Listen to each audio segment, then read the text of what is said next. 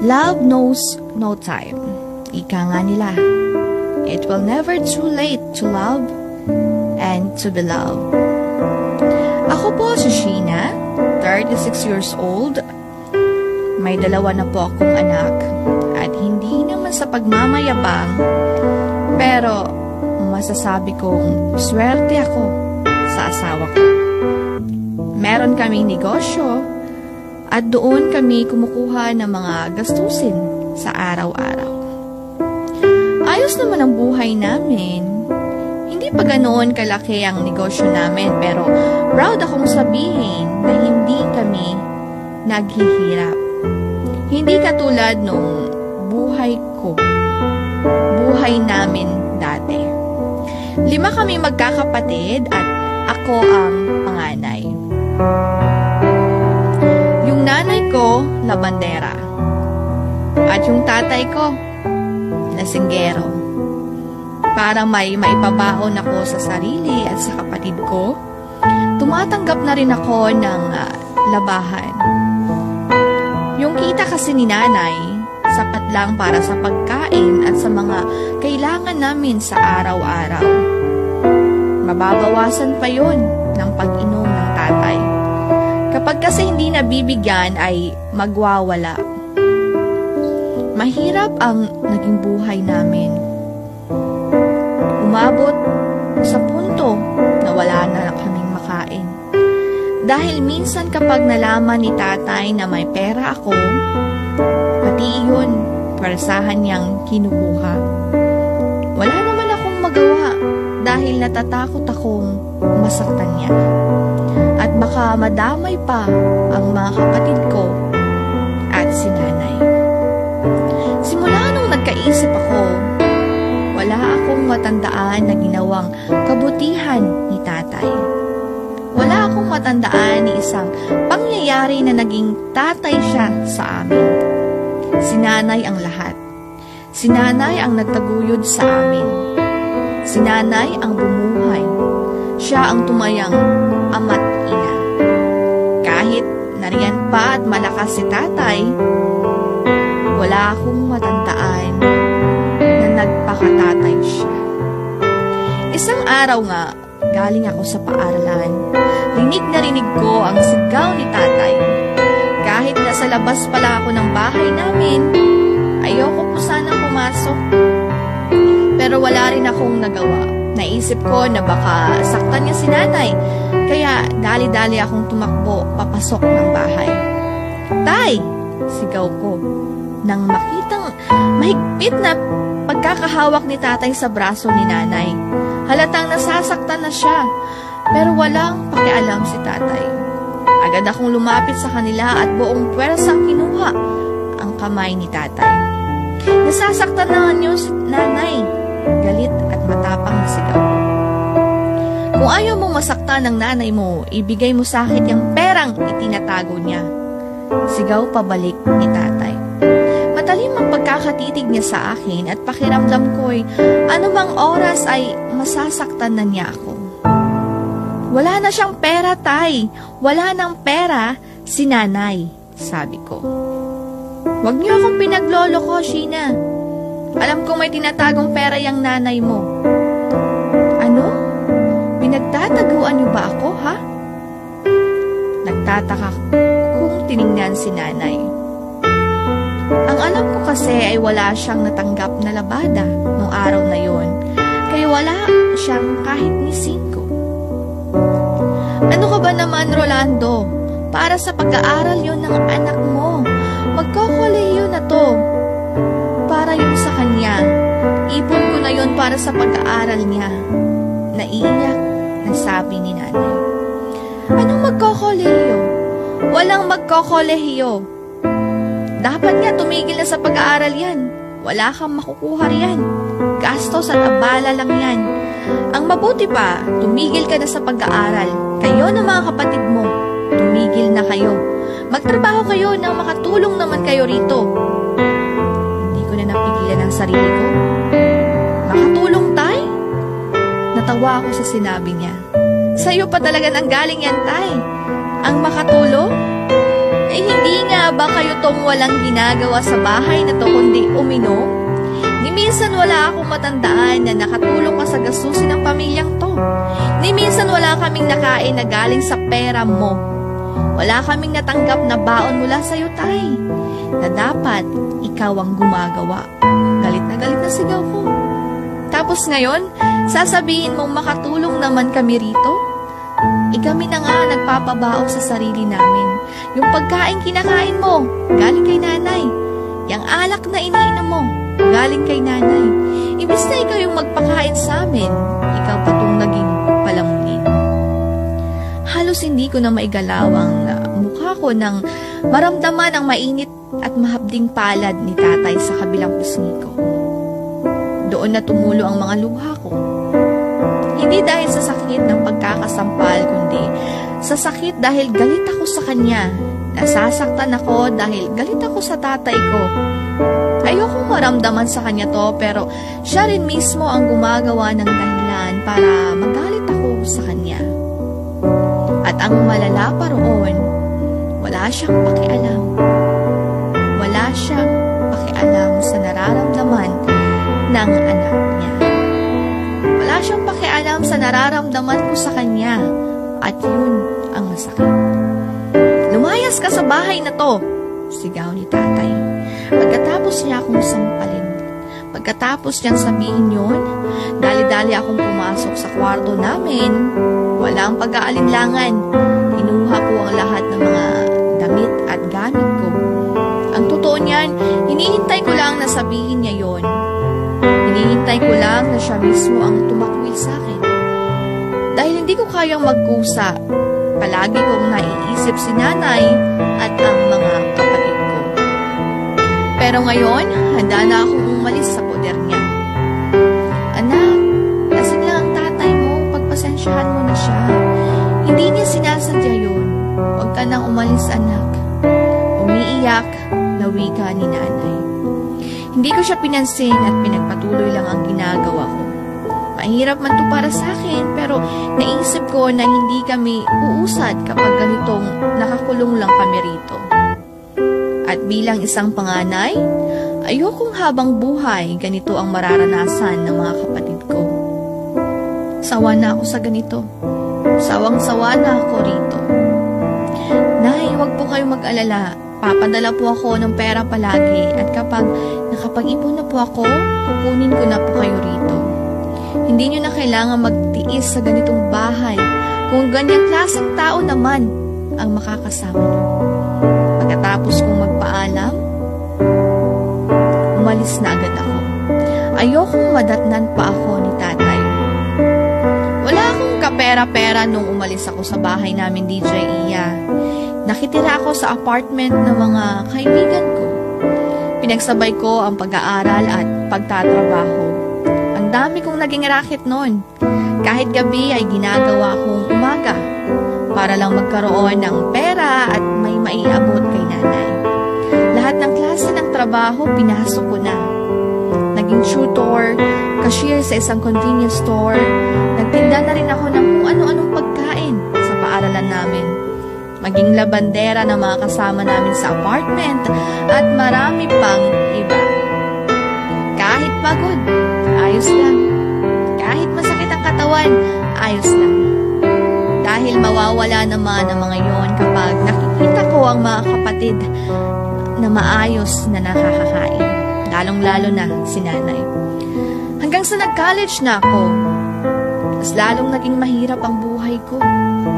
Naging triple ang pagod ko. Kasi ako lang naman ang nagpapaaral sa sarili ko. Wala naman akong natatanggap kina nanay dahil na kulang pa nga iyon sa kanila. Ako pa yung nag-aabot sa kanya. Umabot sa puntong gusto ko nang sumuko. Nakakaiyak at nakakapanghinayang lang isipin na kung sana naging matino lang si tatay. Hindi ko mararanasan yung ganitong klaseng buhay. Yung kailangan mong magtrabaho para sa sarili at pamilya mo. Siguro, katulad lang din ako ng ibang estudyante na pag-aaral lang ang iniisip at pinoproblema. Pero kahit ganoon, hindi ako nawala ng pag-asa. Ginawa kong motibasyon ang mga pagsubok na yon. Ginawa kong motibasyon ang pamilya ko. Ginawa kong motibasyon si tatay. Gusto ko kasi kapag nagkita kami ulit, may maipagmamalaki na ako sa kanya. At sa awa ng Diyos, hindi ako nabigo. Graduate ako at nagkaroon ng diploma. Graduate ako sa kursong education. Sobrang saya ko noon dahil sa wakas may diploma na ako. Matagal pa bago ako naging ganap na guro. Marami pa akong pinasukang trabaho habang naghihintay ng results sa exam. Mabuti na lang at nakapasa agad ako sa unang beses ng pag-take ng exam. Naging guro, nag-ipon, at sa wakas, masasabi kong maayos na ang buhay ko. Umuwi ako sa bahay namin, DJ Iya, pagkatapos ng maraming taon. Wala pa rin nagbago. Ganoon pa rin. Sabado yun. Sinakto ko talaga na walang pasok ang mga kapatid ko. Pagpasok ko ng bahay, nadatnan ko si tatay sa sala. Halos maiyak ako dahil ang huling pagkikita namin ay nung araw na naglayas ako. Pero agad ding nanumbalik ang galit at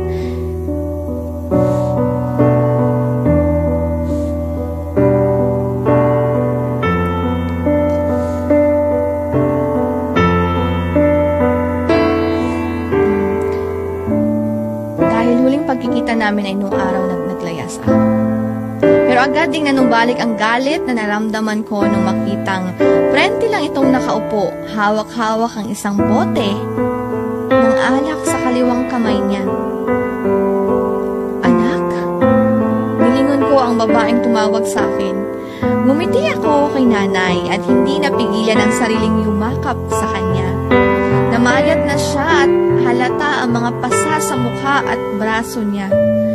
Mas lalo akong nagalit sa tatay ko. Kamusta ka, anak? Naiiyak na tanong niya. Anak ko na ba yan? Kumala sa pagkakayakap at lumingon sa nagsalita.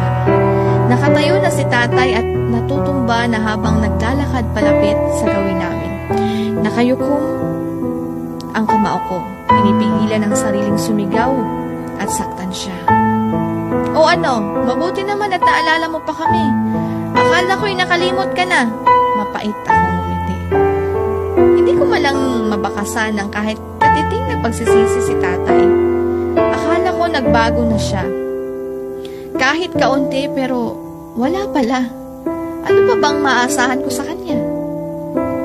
Hindi rin naman ako magtatagal dito. Nandito ako para kunin ang mga kapatid ko at si nanay. Sabi ko. Napatigil si tatay at napatingin sa akin. Anak, kukunin mo na kami?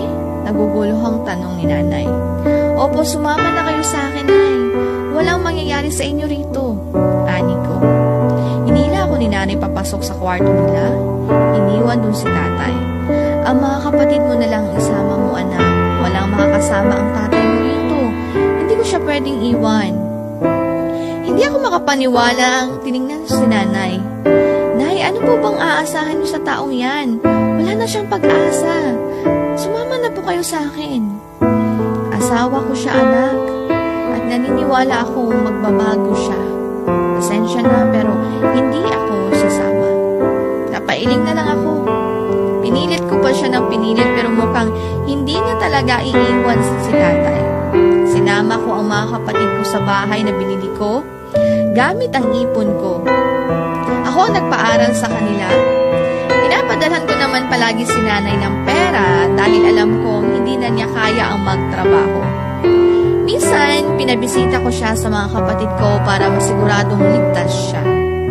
3 taon na sa akin ang mga kapatid ko noon. Naalala ko, pinupuntahan pa kami ni nanay sa bahay nila dahil may mga birthday kami. At niyaya niya kami nung nag-birthday si tatay. Di naman ako nagkaroon ng pakialam sa birthday niya. Kaya nung una ay ayoko sana. Pero sa huli ay nagbago na rin ang desisyon ko dahil si nanay pa mismo ang sumundo sa amin. Pagpasok ng bahay, halos bumuhos ang mga luha ko nang makita ang kalagayan ng tatay ko. Sobrang payat at mukhang hindi na nakakakilos ng maayos. Nakahiga na lang siya sa upuan na gawa sa kawayan. Na magtama ang paningin namin, hindi ko napigilan ang mga luha ko. Mga anak, bulong niya. Halos hindi na rin pala siya makapagsalita. Unang yumakap sa kanya ang 5 kong magkakapatid. Nagiyakan dahil maging sila ay nagulat din sa kalagayan ng tatay namin. Hindi namin inaasahan to. Sheena, anak, hindi ko na rin napigilan ang sarili ko. Napagtanto ko na kahit gaano ako kagalit kay tatay, isang lambing niya lang, mawawala na yun. At ito ang unang pagkakataon na tinawag niya ako sa malambing na pamamaraan. Siguro nasabik ako dahil buong buhay ko, hindi ko narinig sa kanya ang malambing na pagbigkas ng pangalan ko. Pasensya ka na, alam kong huli na, pero nais ko pa rin humingi ng tawad sa'yo. Sa inyo, simula nung kinuha mo ang mga kapatid mo, roon ako nagising. Sobrang nagsisisi ako. Hindi ako nagkaroon ng lakas ng loob para magpakita sa inyo dahil sobrang nahihiya ako, mga anak. Pasensya. Nanghihina na wika at niyakap niya ako ulit. Patuloy lang sa pag-aagos ang luha ko. Ganito pala sa unang pagkakataon, naramdaman ko ang pagmamahal ng isang ama. Sobrang saya sa pakiramdam. Sobrang sarap sa puso. Buong buhay ko nangulila ako sa pagmamahal ng isang ama.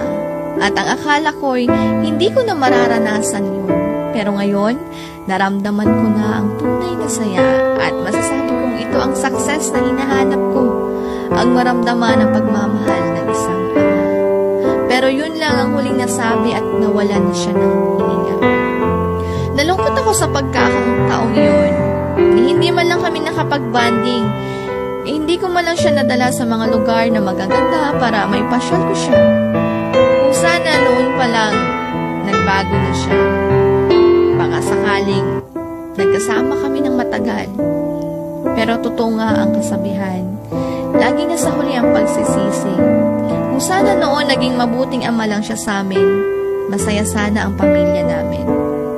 Noong una, puro lang galit ang nasa puso ko.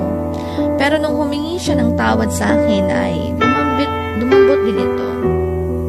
Kaya tay, di ko man nasabi sa'yo, pero pinapatawad na kita. Sana kung nasaan ka man ngayon ay maging masaya ka. Huwag ka mag-alala sa amin dahil okay na okay kami. Di ko man na iparamdam sa'yo pero mahal na mahal kita tay. Salamat DJ Iya sa pagbigay mo ng pagkakataon na maibahagi ang kwento ng aking buhay. Nakakalungkot isipin na hindi lahat ng tatay maresponsibilidad. Hindi lahat ng tatay mapagmahal. May mga tatay pala na hindi natin na inaasahan na ganito yung mga tatay na iba. Malupit, walang pakialam sa anak. Pero isipin pa rin natin na tatay pa rin sila at mga magulang pa rin natin sila. Kahit na ano man yung ugali na ipinakita sa atin,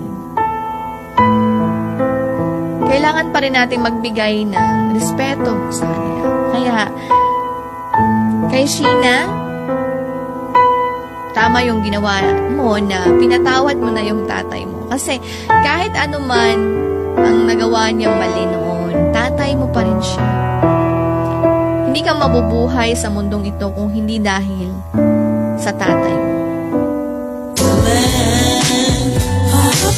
Grabe, nakakaiyak yung kwentong yun. Kaya napakaswerte yung mga bata na may tatay silang napakabuti. Yung katulad na lang ng papa ko, yan, si Ronito Ribaño. Isa siya sa mga idolo ko, huwarang tatay.